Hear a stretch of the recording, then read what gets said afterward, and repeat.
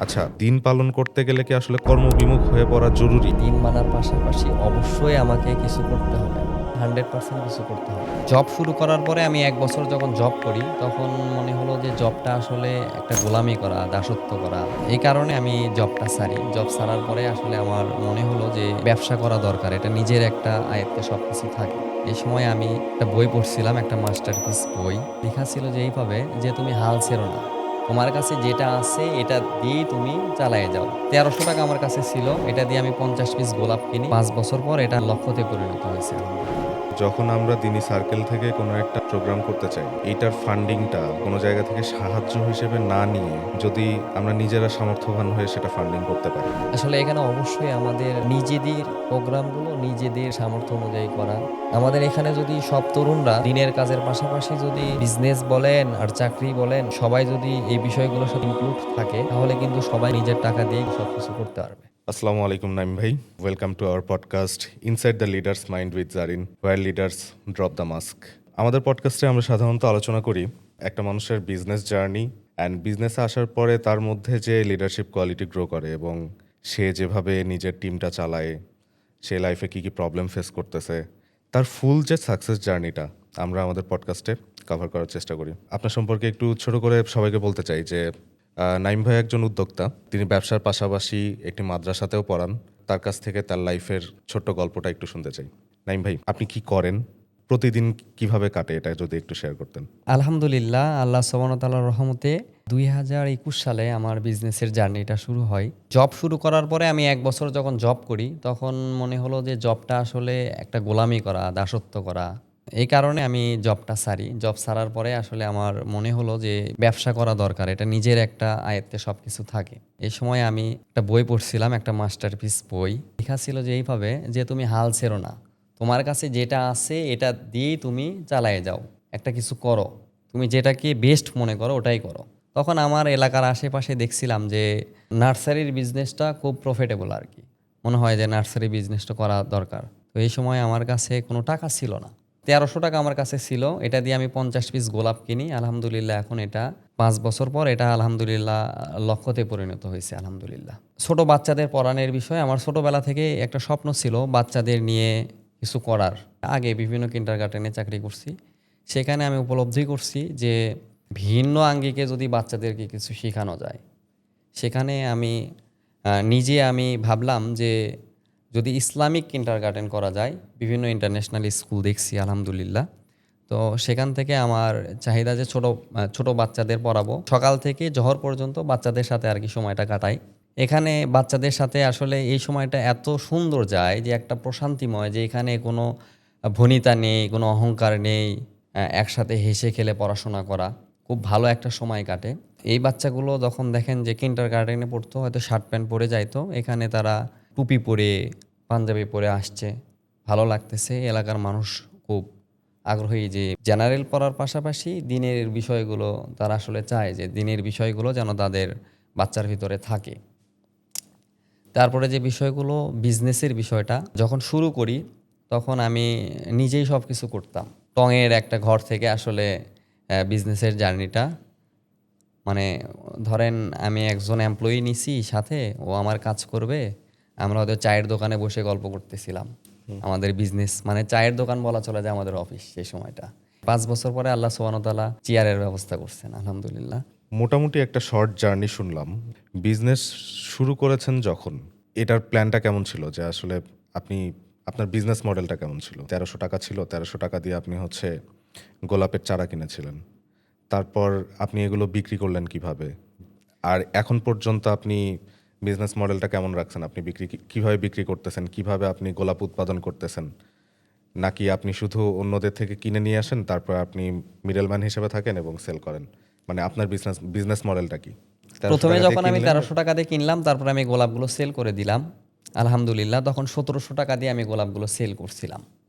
এখানে আমার ৳৪০০ একটা প্রফিট আসে। তার পরবর্তীতে আমি ভাবলাম যে আমাদের এলাকাতে ব্যাপক পরিমাণে গোলাপের চাষ হয়, যেটা অন্যান্য জেলাতে হয় না। সচরাচর অন্যান্য জেলাতে ওইভাবে দেখা যায় না। আপনার ব্যবসাটা এটা কোন এরিয়াতে? এটা হচ্ছে মহাস্থানগড় এরিয়াতে, বগুড়া মহাস্থানগড় এরিয়াতে। তখন আমি চিন্তা করলাম যে আমার এই সেক্টরে ঢোকা উচিত, দরকার। এখানে একটা প্রফিটের একটা বিষয় আছে আলহামদুলিল্লাহ। তখন আমি অনলাইনে বিভিন্ন গ্রুপে, আমার পেজে না, বিভিন্ন গ্রুপে আমি পোস্ট করতাম। গোলাপ আমি কিনতাম, কেনার পরে আমি ছবি তুলে এগুলো পোস্ট করতাম। বিভিন্ন মাদার গাছ ছিল, আমাদের ফ্যামিলি ব্যাকগ্রাউন্ড বলা চলে যে আমাদের আশেপাশে সবাই নার্সারি করে, গোলাপের অনেক মাদার গাছ ছিল, সেখান থেকেও ছবি তুলতাম, তুলে বিক্রি করতাম। পরবর্তীতে আলহামদুলিল্লাহ, এখন আলহামদুলিল্লাহ প্রত্যেক সিজনে 30,000-এর মতো নিজস্ব আমরা প্রোডাকশন করি। 30,000 চারা আলহামদুলিল্লাহ নিজস্বভাবে আমরা প্রোডাকশন করি। এবং সামনের দিনে আমাদের পুরো বাংলাদেশে, ওভারঅল বাংলাদেশে আমরা প্রত্যেকটা জেলাতে একটা করে আমরা গোলাপের একটা করে খামার রাখার জন্য আসলে পরিকল্পনা করছি। একটা মেগা পরিকল্পনা আছে, আল্লাহ সুবহানাহু ওয়া তাআলা যদি চায় আমরা এক্সিকিউট করবো ইনশাল্লাহ। ইনশাল্লাহ। আচ্ছা, তো এই গোলাপ গাছগুলো আপনি কোথা থেকে নিয়ে আসছিলেন প্রথমে যখন শুরু করেন? প্রথমে যখন আমি শুরু করি তখন আসলে আমাদের এলাকাতে মোটামুটি কয়েকটা ভ্যারাইটির মধ্যে ছিল, বলা চলে যে আপনার হচ্ছে 10 থেকে 15টা জাত ছিল। যারা গোলাপ চাষ করে তারা তো অনলাইন বা এই গোলাপগুলো শুধুমাত্র নার্সারিওয়ালা যারা আছে তাদের কাছে সেল করতেছে, অনলাইনের বিষয়গুলো ওইভাবে বুঝতো না। তখন আমি চিন্তা করলাম যে এখানে ভালো কিছু করা দরকার। গত বছর বাহির দেশ থেকে মোটামুটি আমি সর্বসাকুল্যে আলহামদুলিল্লাহ 50 কালারের গোলাপ নিয়ে আসছি, এবং গত বছরে আমরা 20 কালারের গোলাপ বাহির দেশ থেকে ইম্পোর্ট করা হয়েছে। আমাদের কালেকশনে মোটামুটি এখন 70 কালারের গোলাপ আছে, আমরা দিতে পারতেছি। এখানে প্রফিটটা এইভাবে আসে যে ভাই আসলে একটা মাদার গাছ তৈরি করলাম, মাদার গাছ তৈরি করার পরে আমাদের আসলে ইম্পোর্ট করা লাগে না, ওখান থেকে আমরা কলম করতে পারি। অভিজ্ঞ লোক আছে আমাদের, তাদের মাধ্যমে কলম করে নিচ্ছি, এবং এখান থেকে একটা ভালো একটা প্রফিট আসে আলহামদুলিল্লাহ। যদি কেউ উদ্যোক্তা হতে চায় আলহামদুলিল্লাহ এখান থেকে একটা ভালো একটা প্রফিট আর্ন করতে পারবে। আপনার বিক্রি করার মিডিয়ামটা কি? মানে মিডিয়াটা হচ্ছে আমরা বিভিন্ন নার্সারিতে গোলাপ গাছগুলো প্রোভাইড করে থাকি। বিভিন্ন নার্সারিতে আমাদের কাছে এসে, আমাদের ফার্মে এসে বিভিন্ন নার্সারিওয়ালারা গাছ নিয়ে যায়। পাশাপাশি বিভিন্ন প্রজেক্টে আমরা গোলাপ গাছ দিয়ে থাকি। পাশাপাশি আমাদের পেজে অনলাইনে বিভিন্ন গ্রুপে আমরা সেল করি আলহামদুলিল্লাহ। আপনার এই রেশিওটা কেমন? আপনি লোকাল মার্কেটে যতটা সেল করতেছেন, আবার অনলাইনে যতটা সেল করতেছেন, এটা কেমন? আপনার অনলাইনে বেশি সেল হচ্ছে নাকি লোকাল মার্কেটে? মানে এটা যদি রেশিওটা বলেন। এটা রেশিওটা বলতে গেলে 100% আমার মধ্যে। আসলে চিন্তা ছিল যে আমি একটা অন্যরকম টাইপের নার্সারি করব, কিন্তু এই চিন্তা থেকে আমি বেরিয়ে আসছি এই কারণে যে আমার মনে হলো যে আসলে আমাদের যে প্রোডাকশন লাইনে ঢোকা উচিত। এজন্য আমি প্রোডাকশন লাইনে ঢুকে আমি নার্সারিওয়ালা যারা আছে তাদের জন্যই বেশি বেশি প্রোডাকশন করতেছি। পাশাপাশি অনলাইন সেক্টরটাকে বেশি গুরুত্ব সহকারে এখন দেখতেছি, কারণ অনলাইনে এখন মানুষের ব্যাপক পরিমাণে চাহিদা আলহামদুলিল্লাহ। এখন অনলাইনকে আমরা বেশি ফোকাস করতেছি। মাশাআল্লাহ। আপনি পাশাপাশি হচ্ছে আপনি মাদ্রাসাতেও পড়ান। এই যে মাদ্রাসাতে পড়ান, পাশাপাশি হচ্ছে ব্যবসা চালাচ্ছেন। আপনার লাইফের রুটিনটা আসলে কেমন? এটার সাথে একজন প্র্যাকটিসিং মুসলিম আপনি নিজের সময় কিভাবে ম্যানেজ করেন? কারণ যেসব মানুষকে আমরা দেখি যে ব্যবসা, কাজ, কর্ম এসবের মধ্যে ব্যস্ত হয়ে যায়, তারা দেখা যাচ্ছে তাদের আহ, দিন পালনটা ওইভাবে হয়ে ওঠে না। আপনি নিজের রুটিনটা কিভাবে মেনটেন করতেছেন প্রত্যেকদিন? প্রত্যেকদিন ফজরের নামাজ পর দিনটা শুরু হয় আলহামদুলিল্লাহ। তারপর বাচ্চাদের সাথে সকালবেলা থেকে জোহরের নামাজের আগ পর্যন্ত, এই পর্যন্ত তাদের সাথে কাটানো হয়। এই সময়টাতে আমার বিজনেসটা, আমার যে এমপ্লয়ি আছে তারা দেখাশোনা করে। আগের রাতেই আলহামদুলিল্লাহ শিডিউলটা দেওয়া হয় যে তোমরা এই কাজগুলো পরের দিন করবা। তো এই সময়টা আমি বাচ্চাদের সাথে সময় দিই এবং তাদেরকে শিডিউলটা আমি আগের থেকেই করে রাখি। আর বাকি সময়গুলো আমি আসলে বিজনেসে সময় লাগাই। বলা চলে যে দিনের এখন সিজন টাইমে 17 থেকে 18 ঘন্টা আমার আসলে বিজনেস পারপাসে আর কি ব্যয় করি আর কি। এর মধ্যে দিনের কাজগুলোও করা লাগে। তো নিয়ত যেটা আছে যে 25 থেকে 40-র মধ্যে ফরজ ইবাদত বা সুন্নাহগুলো ঠিক রেখে বিজনেসের কাজে একটু বেশি ফোকাস করা। 40-এর পরে আলহামদুলিল্লাহ একদম আল্লাহ সুবহানাহু ওয়া তাআলা যদি বেঁচে রাখে দিনের জন্য ঢেলে দেবো ইনশাল্লাহ। জাস্ট 15 বছর বিজনেসটা গেইন করে নিয়ে ইনশাল্লাহ দিনের জন্য, বাকিটা একদম পুরোটাই দিনের জন্য ঢেলে দেবো ইনশাল্লাহ। আর প্রবলেমটা যে মাস শেষে দেখা যায় যে ছেলেপেলেদের বেতন, কারেন্ট বিল, অফিস ভাড়া, এই সময়টাতে আমি এটা কিভাবে করব? মানে আমি ছেলেপেলেদের কিভাবে বেতন দেব? কিভাবে আমি অফিসের বিল দেব? কিভাবে আমি বিজনেসের খরচটা রাখবো? তো এখানে যে বিষয়টা থাকে ভাই, যে আসলে প্রথমে আল্লাহ সুবহানাহু ওয়া তাআলার উপর পরিপূর্ণ তাওয়াক্কুল। এখানে অনেক সময় অনেকবার হোঁচট খাওয়া ছিল। আসলে বলা চলে যে পড়ে গেছি অনেকবার। মানে পা ছিলে গেছে, আবার উঠছি, আবার পা ছিলে গেছে, আবার উঠছি। এইরকম করে আসলে বিজনেসটা 5 বছরে এত দূর পর্যন্ত নিয়ে আসা। আপনি যখন প্রতিদিন রাতে পরের দিনের শিডিউল আপনার এমপ্লয়ীদের পাঠাচ্ছেন, আপনি কি সবসময় এরকম দেখেন যে পরের দিন গিয়ে আপনার এমপ্লয়িরা প্রপারলি সব কাজ কমপ্লিট করে ফেলতেছে অ্যান্ড আপনি যে শুধু চেক করলেন যে আচ্ছা সব ঠিকঠাক হয়েছে কিনা? বিজনেসের ভিতরে আসলে আমি মনে করি যে আসলে ভাই ট্রাম্প, কোনো দিনই ভাই ট্রাম্প বা এই টাইপের আমি কিছু রাখি না। আসলে কোনো রিলেটিভস ট্রাম্প এই টাইপগুলো আমি আসলে বিজনেসের ভিতরে রাখি না। বিজনেসের সাথে বিজনেসের সম্পর্ক, এবং এর মানে এটা না যে আপনার হচ্ছে সে অসুস্থ হয়েছে অ্যাজ এ ভাই হিসেবে আমি তাকে অবশ্যই তাকে দেখতে যাব, তার প্রবলেমগুলো আমি দেখব। কিন্তু আমি যেটা বললাম এই বিষয়টা আলাদা আর কি। তো এখানে মোটামুটি আর কি কাজের যে বিষয়টা থাকে, কাজের বিষয়টা দেখা যায় যে বলা চলে যে আসলে চাকরিতে আপনার হচ্ছে যদি নিজের মনে করে যদি কেউ কাজ করে তাহলে আলহামদুলিল্লাহ সেখানে আসলে বিজনেসটা সফলতা আসে। যদি আমার এমপ্লয়ি আমাকে হেল্প না করে আমি কখনোই বিজনেসটাকে গ্রো করতে পারবো না। সেক্ষেত্রে আমি বিজনেসের ক্ষেত্রে আমি কঠোরতা অবলম্বন করি, এবং আমি সাথে সাথে ভুলগুলো ধরে দেওয়ার চেষ্টা করি। আপনার সাথে কেউ যদি কাজ করতে চায়, এক্ষেত্রে কি তাকে সরিয়া মানা জরুরি? আমি আসলে শরিয়ার সব বিষয় না। তো ধরেন আমার একটা এমপ্লয়ি, আমার একটা কাস্টমার গেছে, সে ধূমপান করতেছে। এ বিষয়গুলো মানে দৃষ্টিকটু লাগে। আমি চাই যে আমার বিজনেসের মাধ্যমে আসলে দিনটাকে প্রচার হোক। আমার কথা বলা, আমার হাঁটার প্রত্যেকটি কদম, আমার চোখের চাহনি, আমার কথা বলার ভঙ্গিমা যেন অন্যকে ইসলামকে বুঝতে, ইসলামে আসতে অনুপ্রাণিত করে, উৎসাহিত করে। দিনের বিষয় মানা লাগবে, এটা তার ব্যক্তিগত বিষয়, আমি তাকে অবশ্যই দাওয়া দিব। দিনের অনেক জ্ঞান রাখে, সে দেখেন আপনার হচ্ছে কাজের বিষয়ে সেনসিটিভ না। আবার ধরেন যে দিনের বিষয়ে খুব কম জ্ঞান রাখে, কাজের বিষয়ে আপনার হচ্ছে কোনো সেলফিশ না, স্বার্থপর না, নিঃস্বার্থে কাজ করতেছে। অবশ্যই আমি যে দিনের বিষয়ে বেশি জ্ঞান রাখে কিন্তু কাজে অবহেলা করতেছে, তাকে আমি প্রায়োরিটি না দিয়ে আমি যে দিনে কম জ্ঞান রাখে কিন্তু কাজ করতেছে, স্বার্থপর না, নিজের স্বার্থ এখানে হাসিল করতেছে না, তাদেরকে আমি বেশি প্রায়োরিটি দিব। শরীয়তের বিষয়গুলো, শরীয়ত তো সবই, আপনার বিজনেসে হালালভাবে টাকা ইনকাম করা এটা একটা শরীয়তের মধ্যে পড়ে। কাজও তো শরিয়ার অংশ, কারণ কোনো একটা মানুষকে আমি একটা দায়িত্ব দিলাম, সে সেটা ঠিকমতো পালন করলো না, তার মানে কি সে দায়িত্ব অবহেলা? এটাও তো ইসলাম সম্মত না। হ্যাঁ, এটা আমি আসলে বোঝাতে যাচ্ছিলাম ভাই। আমার স্ত্রীকে আমি আসলে পরীক্ষা দিতে নিয়ে যাব। ঠিক আছে ভাইয়া, আপনি নিয়ে যান। পরবর্তীতে ভাইয়া আজকে আমি অসুস্থ, আসতে পারতেছি না। ঠিক আছে, আপনি অসুস্থ, আপনি আসেন না। ঠিক আছে। এরকম করে সুযোগ পাইতে পাইতে দেখা যাচ্ছে যে আপনার পুরো মাসে 13 দিন নাই।